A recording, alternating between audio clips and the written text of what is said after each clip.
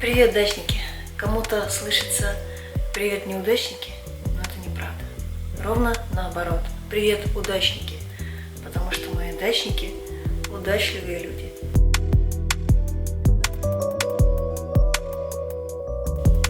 Сейчас в формате влога хочу рассказать, как я вешаю водонагреватель на мойку на кухне. Мы всегда мыли посуду, ну и тут же умывались прохладной водой, но у мамы артрит. Ей нельзя холодную воду. Артрит у нее именно на руках. А мама это святой.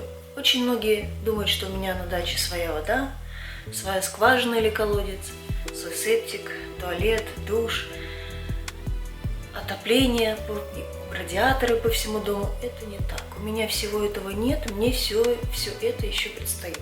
И я, совершенно обычная дачница, буду обустраивать свой дом вместе с вами и максимально просто, и по возможности максимально бюджетно.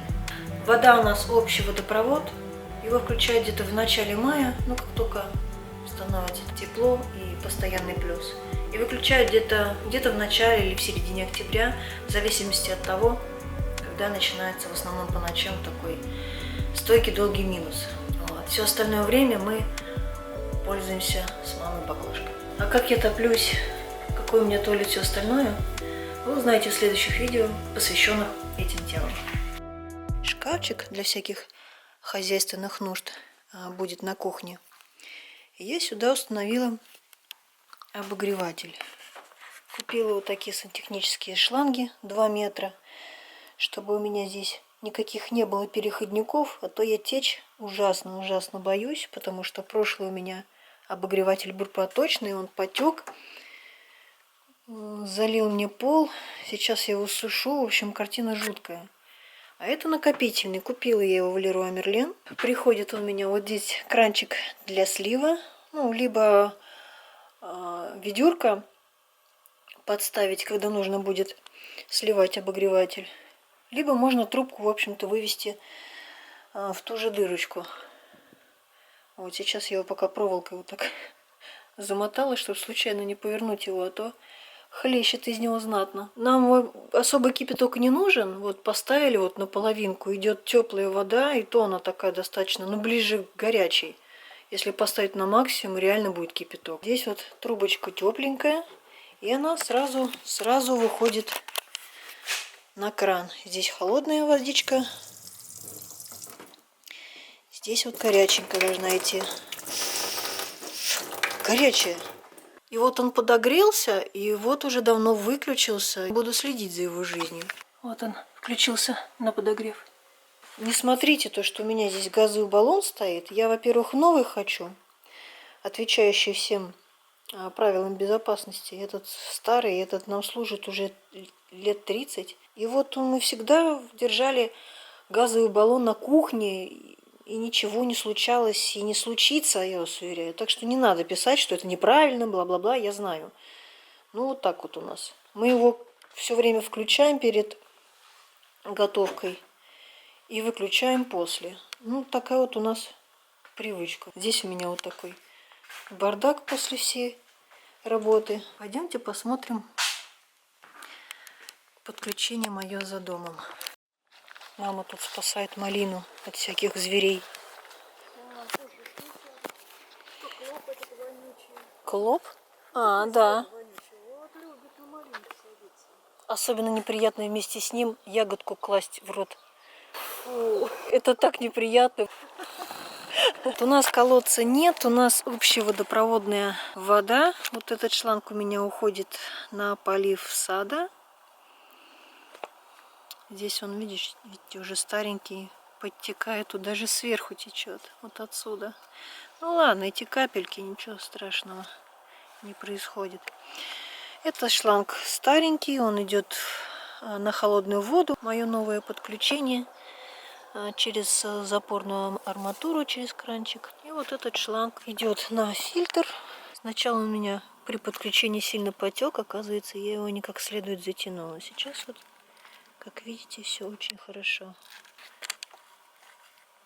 Сухо. Сухо. Помимо водонагревателя мне надо сменить смеситель. Причина номер один и самое главное. То, что он очень низкий, маме неудобно кастрюльки подставлять, кастрюльки-бутылочки. Самая главная причина. А причина номер 2, он подтекает в одном и том же месте. Я уже подобный смеситель покупаю второй раз, и где-то через года 3 он начинает подтекать. И подтекает он все время вот из этой щелины. Ну как щелина? Она нужна для того, чтобы кран вращался, но вот как бы факт. Отсюда начинает течь и потом льет фонтаном. Так, что нам нужно сделать? Первым делом отключить подачу воды, отсоединить смеситель от столешницы и открутить 2 трубки от смесителя. Откручиваем над раковиной, иначе оттуда могут палиться остатки воды.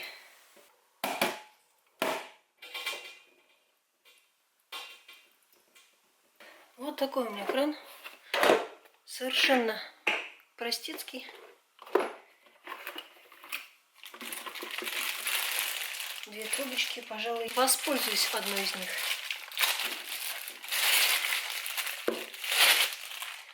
Вторая на горячую воду у меня 2-метровая, я ее менять не буду, а вот на холодную. Даже удобная такая закручивалка. Может быть, я дикий человек, но я такого не видела. Окей. Вот самый дешевый кран. Посмотрите, в каком мешочке. Приятно.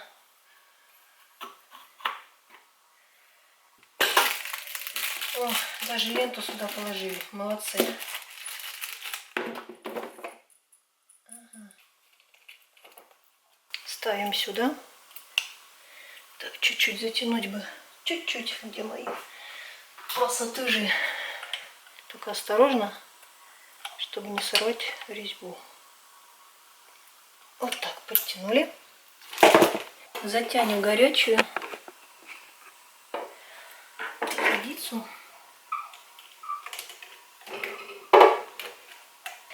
Теперь соединим холодную.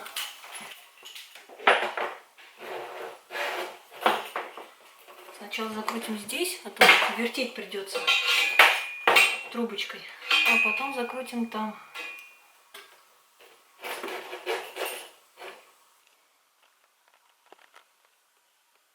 А там мы закрутим уплотнительной фоам-лентой. Воспользуйся их ленточкой. Ой, что же она такая прыгучая.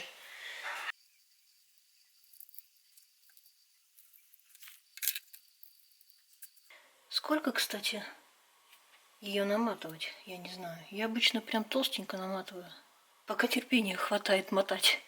Вот эта штучка, конечно, хорошо в начале, но чтобы затянуть как следует, все равно нужно воспользоваться ключом. Оно проворачивается, это несерьезно. Для затягивания смесителя к столешнице мне не хватило вот этой дуги, она слишком коротенькая в комплекте, который шла. Пришлось открутить от старого смесителя. Да, у меня столешница слишком толстая, икейская, сантиметра 4, наверное. Сейчас буду пробовать. И я так тщетно пыталась затянуть этот смеситель, что у меня вот железочка эта прогнулась, которая снизу должна зажимать. Тоже возьму от старого. Вот она такая уже с резиночкой, которая держится. Фух, все.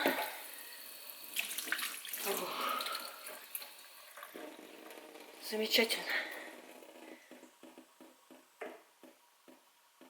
Не капать. Я нервная психичка, ненавижу капание.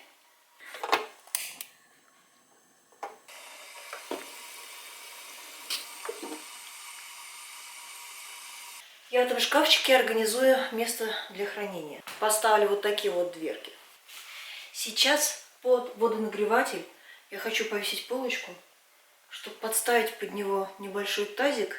И на дно этого тазика, ящика или чего-то там положить вот этот датчик утечки воды. Куплен он на Алиэкспресс, по-моему, стоит 400 рублей.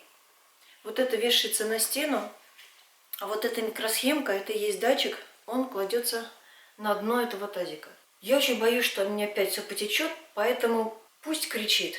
Причем по отзывам на Алиэкспресс он орет так, что Очередная коробка трещит по швам. Мы с вами его протестируем.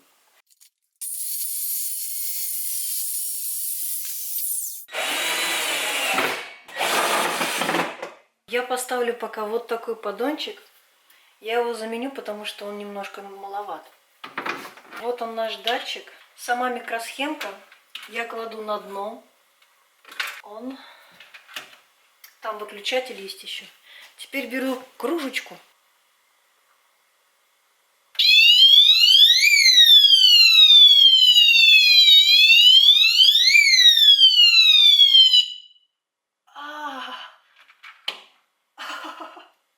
Я немножечко оглохла. Ну, клевая штука. Если кому надо, по первому же запросу я скину в комментариях ссылочку, где я его купила. Я, правда, три штуки покупала, поэтому каждый мне стоил немножечко дешевле. По отдельности он где-то 400 рублей. Вот такая вот у меня случилась коробка. Дверки уже прикручены на вот такие петли. Этот брусок коротковат, пришлось нарастить железной планочкой. Вот, и надо будет сейчас прикрутить распорки, чтобы было куда наличнички крепить. Давай, хвали меня. Хвали скорей. Ну, прям как-то что-то вот... Чего? Ну, непонятно отлично. Ничего.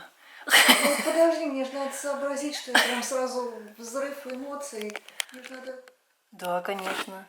Надо сказать, дочка, вау, какая ты молодец. Ну вот, видишь, ты сама все знаешь. Нет, классно, правда. Вид совсем другой, не просто какой-то там шкаф.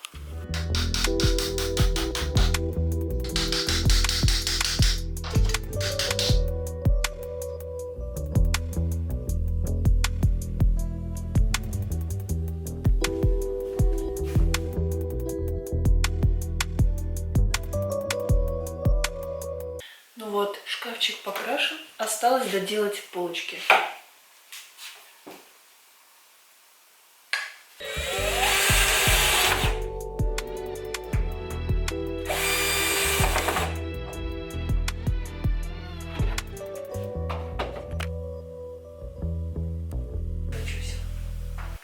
Все готово, говорю. Я слышу. Ой, как здоровско, слушай. Ой, надо же. Ой, и бутылочки. Ящички прозрачные купим. Ага. Ага. Ага. Ага, я уж соображаю, куда что поставить. Ну, так. И сказочки конец.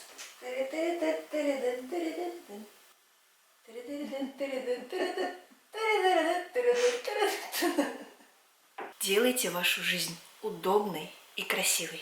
Пока, удачники! Обязательно напишите мне, ждете ли вы мое видео про отдых или не заморачиваться.